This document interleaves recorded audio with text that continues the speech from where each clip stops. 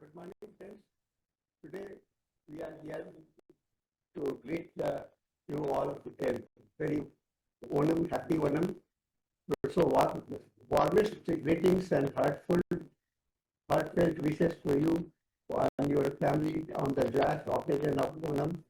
Onam is more than a festival; it is a beautiful celebration of love, unity, equality, prosperity, and togetherness. It reminds us that true happiness becomes meaningful when it is shared with others. May the spirit of King Mahabali inspire us living with a kindness, generosity, humility, and harmony, and may the color of Onam fills our life with the hopes and happiness.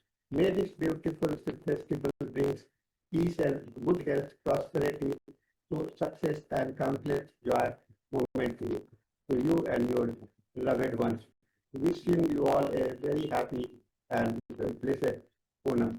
May every day of your life is filled with love, harmony, and happiness.